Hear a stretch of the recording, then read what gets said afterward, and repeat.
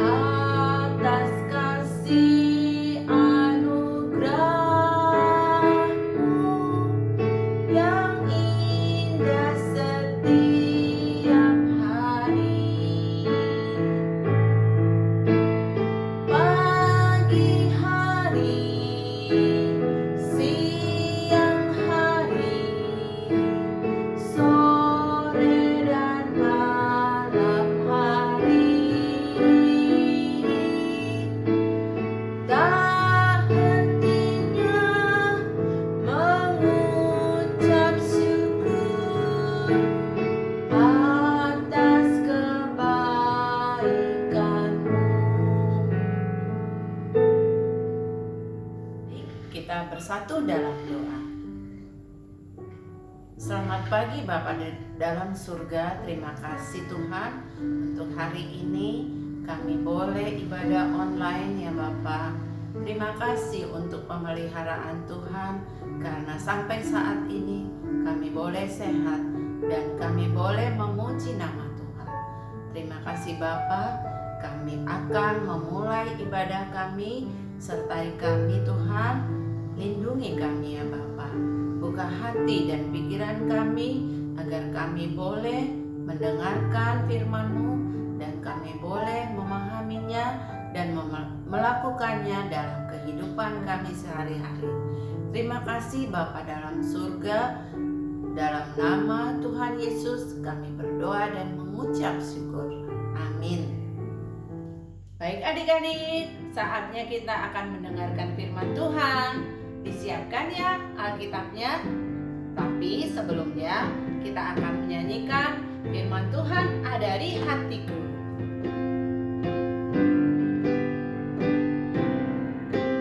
Ku buka Alkitab, lalu ku baca. Srek srek srek srek srek, srek srek srek srek srek. Firman Tuhan ada di hatiku, ada di langkahku, ada di hidupku. Terus bertumbuh, sirami jiwaku, berbuah, berbuah, berbuah, berbuah, berbuah, berbuah, berbuah, berbuah. Ku buka Alkitab, lalu ku baca. Srek, srek, srek, srek, srek, srek, srek, srek, srek, srek. Firman Tuhan ada di hatiku, ada di langkahku.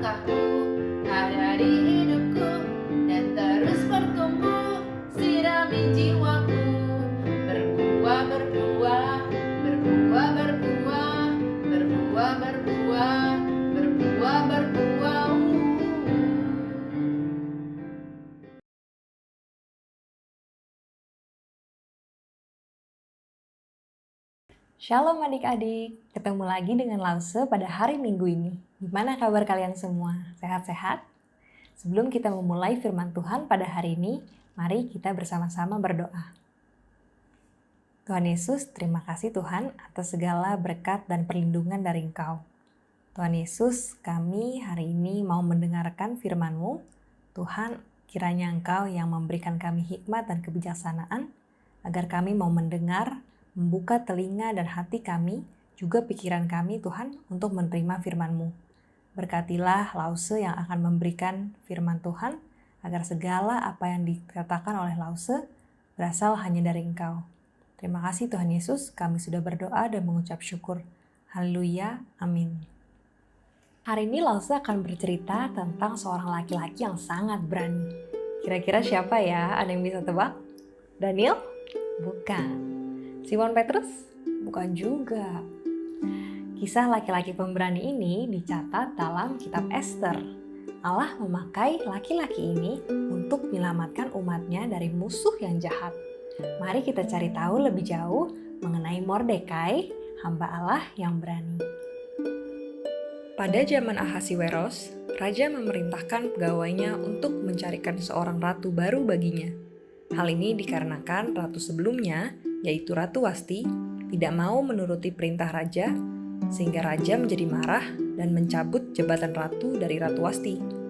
Maka dikumpulkanlah gadis-gadis terbaik dari seluruh wilayah kerajaan Ahasiweros agar dipilih satu orang yang elok perawakannya dan cantik parasnya untuk diangkat menjadi ratu yang baru. Pada waktu itu ada seorang laki-laki yang bernama Mordekai.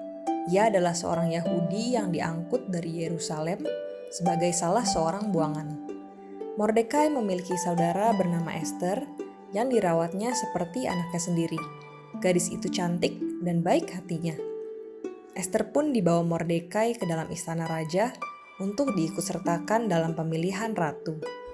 Mordekai melarang Ester untuk memberitahukan asal-usulnya sebagai seorang Yahudi, karena ia berpikir mungkin raja tidak akan mau mengambil seseorang dari bangsa buangan sebagai ratunya. Saat Ester mendapat giliran untuk masuk menghadap raja, ia tidak menghendaki sesuatu apapun. Maka ia mendapat kasih raja lebih daripada semua perempuan lainnya. Raja pun mengenakan mahkota kerajaan dan mengangkat Ester menjadi ratu. Pada suatu hari ketika Mordekai sedang duduk di pintu gerbang istana raja, ia mendengar rencana jahat dua orang penjaga pintu yang berniat untuk membunuh Raja Ahasiweros. Perkara itu langsung diberitahukan Mordekai kepada Ester sang ratu, dan Ester memberitahukan kepada raja mengenai hal itu. Perkara itu diperiksa dan ternyata benar. Maka kedua orang itu dihukum oleh raja dengan hukuman gantung. Peristiwa tersebut dituliskan di dalam kitab sejarah dengan sepengetahuan raja. Beberapa hari kemudian, raja memanggil Haman, kepala pembesarnya, dan memberikan penghargaan kepadanya. Raja memerintahkan agar semua pegawai raja berlutut dan sujud kepada Haman, tetapi Mordekai menolak hal tersebut. Maka para pegawai raja yang di pintu gerbang istana berkata kepada Mordekai, "Mengapa engkau melanggar perintah raja?" Mereka berusaha menegur dia berhari-hari, tetapi Mordekai tidak pernah menghiraukannya. Maka mereka pun memberitahukan hal tersebut kepada Haman. Mereka juga memberitahu Haman bahwa Mordekai adalah orang Yahudi. Ketika Haman melihat bahwa Mordekai tidak berlutut dan sujud kepadanya, maka sangat panaslah hati Haman. Tetapi ia tidak mau hanya membunuh Mordekai saja. Ia berencana untuk memunahkan semua orang Yahudi di seluruh kerajaan Ahasiweros. Ia juga menyuruh beberapa orang untuk membangun tiang yang tinggi untuk menggantung Mordekai di tiang tersebut. Ketika Haman menghadap Raja Ahasiweros, ia pun berkata, "Ada suatu bangsa yang hidup terasing di antara bangsa-bangsa di daerah kerajaan Tuanku, dan hukum raja tidak dilakukan mereka. Jikalau baik pada pemandangan raja, hendaklah dikeluarkan surat titah untuk membinasakan mereka." Setelah menimbang-nimbang hal tersebut, raja mencabut cincin materainya dan diserahkannya kepada Haman. Katanya, "Lakukanlah apa yang kau pandang baik terhadap bangsa itu. Maka ditulislah surat kepada wakil-wakil raja di tiap-tiap daerah yang berisi agar seluruh orang Yahudi dipunahkan, dibunuh, dan dibinasakan, dari yang muda sampai yang tua, dan supaya dirampas harta milik mereka. Surat itu ditulis atas nama Raja Ahasiweros dan dimeterai dengan cincin meterai raja. Seluruh kota Susan pun menjadi sangat gempar. Ketika Mordekai mengetahui hal tersebut, maka ia sangat bersedih, menangis dengan keras dan berkabung. Hal ini pun didengar oleh Ratu Ester di dalam istana. Maka sang ratu menyuruh hambanya, Hatah, untuk bertemu dengan Mordekai dan menanyakan hal yang terjadi. Mordekai menceritakan kepada Hatah seluruh kejadian tersebut dan menyuruhnya menyampaikan pesan. Katakanlah kepada Ester supaya pergi menghadap raja untuk memohon karunia-Nya dan untuk membela bangsanya di hadapan raja. Akan tetapi Ester ragu sebab ia tahu siapapun yang berani menghadap raja padahal tidak dipanggil dianggap lancang dan bisa mendapatkan hukuman mati. Sedangkan sudah 30 hari Ester tidak dipanggil raja. Ketika disampaikan keraguan Ester tersebut kepada Mordekai, Mordekai berkata, "Jangan kira karena engkau di dalam istana raja, hanya engkau yang akan terluput dari antara semua orang Yahudi. Sebab jika engkau berdiam diri, aku yakin pasti Tuhan Allah yang akan menolong orang Yahudi dengan cara yang lain. Tapi mungkin justru engkau diangkat sebagai ratu untuk menyelamatkan bangsa kita." Maka Ester pun meminta Mordekai dan segenap bangsa Yahudi berpuasa 3 hari untuk meminta pertolongan Tuhan Allah sebelum ia menghadap raja. Pada hari yang ketiga, Ester mengenakan pakaian ratu dan berdiri di pelataran di depan istana raja. Ketika raja melihat Ester sang ratu, dipanggilnyalah ia dan bertanya apa yang akan dikehendakinya. Ester pun mengundang raja untuk datang ke perjamuan yang diadakannya bagi raja dengan membawa serta Haman, kepala pembesarnya itu. Raja pun menyetujuinya dan akan datang ke perjamuan yang akan diadakan Ester bersama dengan Haman. Malam harinya raja tidak dapat tidur. Ia meminta pegawainya untuk membawa kitab pencatatan sejarah dan membacakannya di hadapan raja. Di kitab itu terdapat catatan tentang Mordekai yang pernah memberitahukan rencana jahat orang yang mau mencelakakan raja. Maka bertanyalah raja, kehormatan dan kebesaran apa yang telah dianugerahkan kepada Mordekai atas perkara itu? Jawab pegawainya, kepadanya tidak dianugerahkan suatu apapun. Maka bertanyalah raja kepada Haman, apakah yang harus dilakukan kepada orang yang raja berkenan menghormatinya? Haman yang terlalu percaya diri menyangka bahwa raja sedang berencana untuk memberinya hadiah, sebab ia berpikir tidak ada lagi orang selain dirinya yang pantas mendapatkan hormat dari raja. Haman berkata kepada raja, hendaklah diberikan pakaian kerajaan yang biasa dipakai oleh raja sendiri, kuda yang biasa dikendarai oleh raja sendiri, dan mahkota kerajaan ke atas kepala orang tersebut. Orang itu juga harus diarak dengan mengendarai kuda keliling kota dan diberikan pujian kepadanya. Raja menganggap baik hal tersebut. Lalu bertitahlah raja kepada Haman, segera ambillah pakaian dan kuda itu, seperti yang kau katakan, dan lakukanlah demikian kepada Mordekai orang Yahudi itu. Sepatah kata pun janganlah kau lalaikan dari yang telah kau katakan. Lalu Haman melakukan seluruh hal tersebut dengan sedih dan panas hatinya. Pada keesokan harinya, tibalah hari perjamuan yang diadakan Ratu Ester. Datanglah raja dengan Haman untuk dijamu oleh Ester sang ratu. Lalu bertanyalah raja kepada Ester, apakah permintaanmu, hai Ratu Ester? Maka Ester menceritakan kepada raja bahwa ada seseorang yang mau menganiaya dan membinasakan seluruh bangsanya. Dan orang itu adalah Haman. Maka Haman pun menjadi sangat ketakutan. Maka panaslah hati raja karena hal itu. Salah seorang sida-sida juga memberitahu raja bahwa Haman telah membangun sebuah tiang tinggi untuk menggantung Mordekai. Mendengar hal tersebut, bertitahlah raja, "Sulakan Haman pada tiang itu." Kemudian disulahkanlah Haman pada tiang yang ia dirikan untuk Mordekai. Pada hari itu juga Raja Ahasiweros mengaruniakan harta milik Haman kepada Ester. Dan Ester memberitahukan kepada raja tentang hubungan Mordekai dengannya. Mordekai diangkat oleh Ester menjadi kuasa atas harta milik Haman, dan Ester memohon kepada raja untuk membatalkan rencana pemusnahan orang Yahudi. Maka raja mengeluarkan surat titah untuk menarik kembali surat-surat yang berisi rancangan jahat Haman terhadap orang Yahudi dan memberi dukungan serta perlindungan kepada bangsa Yahudi. Orang Yahudi pun beroleh sukacita, kegirangan, dan kehormatan. Maka Mordekai menuliskan peristiwa itu dan mengirimkan ke seluruh orang Yahudi di seluruh daerah kerajaan Ahasiweros. Ia mewajibkan supaya tiap-tiap tahun mereka merayakan dan memperingati hari-hari di mana orang Yahudi mendapat keamanan dan keselamatan yang datang dari Tuhan Allah. Wah adik-adik, pemberani sekali ya Mordekai itu. Pertama, ia berani untuk melaporkan rencana orang jahat yang mau membunuh raja. Kedua, ia berani menolak untuk bersujud dan berlutut di depan Haman, karena ia hanya mau bersujud dan menyembah kepada Tuhan Allah. Ketiga, ia juga dengan berani menegur Ratu Ester saat Ratu ragu untuk bertemu dengan raja dan memohon belas kasihannya.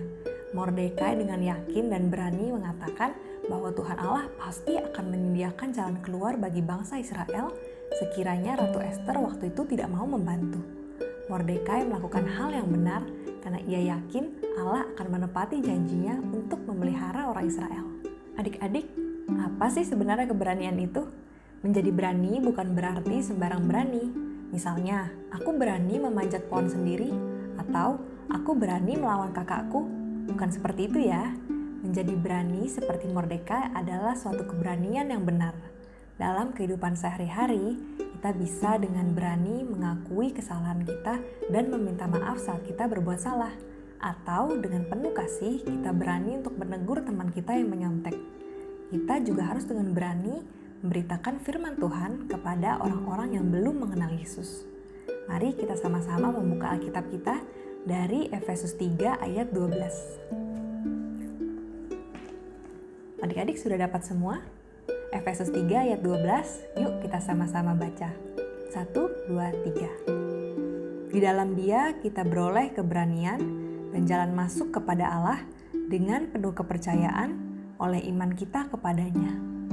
Di saat kita mempunyai keberanian untuk melakukan hal-hal yang benar, hal itu menyenangkan hati Tuhan.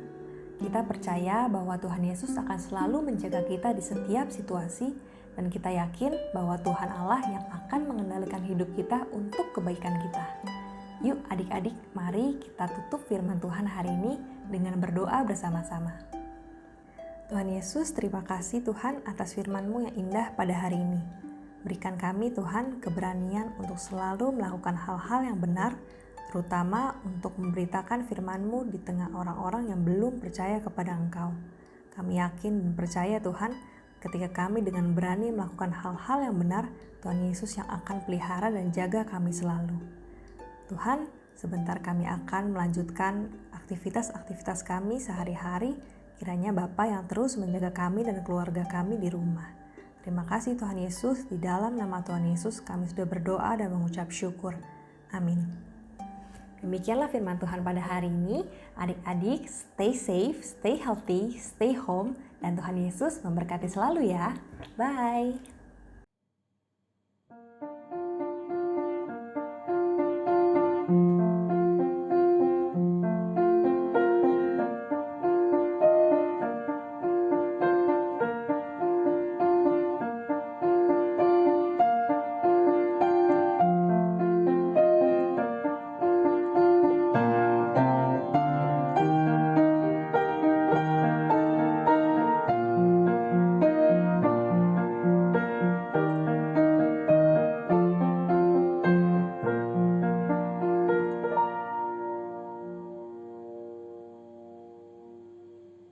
Satu, dua, tiga. Halo teman-teman. Hari ini kita nyanyi. Ya, ayo 1, 2, 3. Matahari bersinar, burung berkicauan senang, halus mengangkat bunga di padang, semuanya mengajak kepada kita Kan memuji nama Tuhan yang Esa. Kan memuji nama Tuhan yang Esa. Sama-sama, Tuhan Yesus memberkati. Ayo adik-adik, kita memuji nama Tuhan lagi. Ya, kita tetap bersuka cita. Ya, kita nyanyi, hati-hati gunakan tanganmu.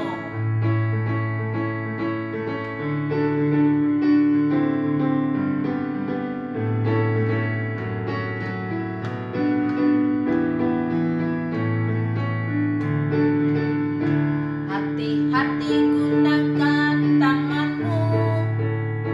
Hati-hati gunakan tanganmu. Karena Bapa di surga melihat ke bawah. Hati-hati gunakan tanganmu. Mulut, hati-hati gunakan mulutmu. Hati-hati gunakan mulutmu. Karena Bapa di surga melihat ke bawah. Hati-hati gunakan mulutmu. Kaki, hati-hati gunakan kakimu. Hati-hati gunakan kakimu. Karena Bapa di surga melihat ke bawah. Hati-hati gunakan kakimu. Mata, hati-hati gunakan matamu. Hati-hati gunakan matamu. Karena Bapa di surga melihat ke bawah. Hati-hati gunakan matamu.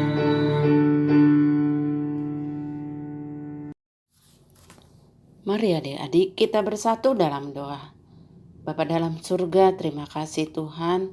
Pada pagi hari ini kami boleh mengikuti kegiatan sekolah minggu meskipun kami mengikutinya dari rumah secara online. Terima kasih Tuhan untuk penyertaan Tuhan sepanjang hidup kami hingga kami pada saat ini boleh sehat dan kami boleh mendengarkan firman Tuhan. Terima kasih Tuhan, biarlah firman Tuhan boleh kami lakukan dalam kehidupan kami sehari-hari. Bapa dalam surga, biarlah kami boleh mendapatkan kekuatan, keberanian untuk menyatakan kebenaran firman-Mu ya Bapa. Seperti yang kami dengar pada hari ini Tuhan. Biarlah kami boleh menyatakan firman-Mu dan boleh melakukannya dalam kehidupan kami ya Bapa. Terima kasih Tuhan, kami berdoa untuk situasi pada saat ini Tuhan. Tolong Engkau ikut campur Tuhan. Engkau halau segala penyakit ya Bapa. Biarlah orang-orang boleh mendapatkan kesembuhan ya Bapa. Terima kasih Tuhan. Kami anak-anak sekolah minggu juga Engkau lindungi ya Bapa. Berikan kami kesehatan Tuhan. Sehingga kami boleh menjalani hidup kami sesuai dengan kehendak-Mu ya Bapa. Terima kasih Tuhan, kami bersyukur untuk hari ini. Hanya dalam nama anak-Mu Tuhan Yesus kami berdoa dan mengucap syukur. Amin.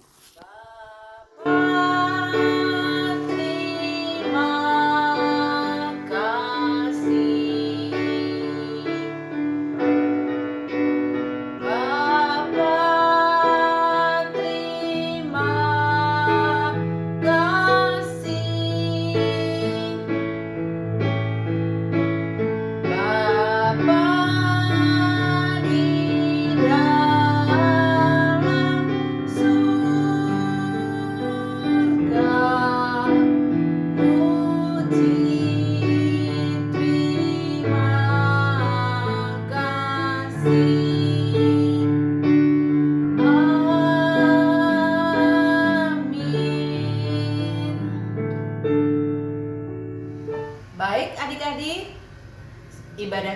sudah selesai. Sampai ketemu minggu depan. Bye. God bless you.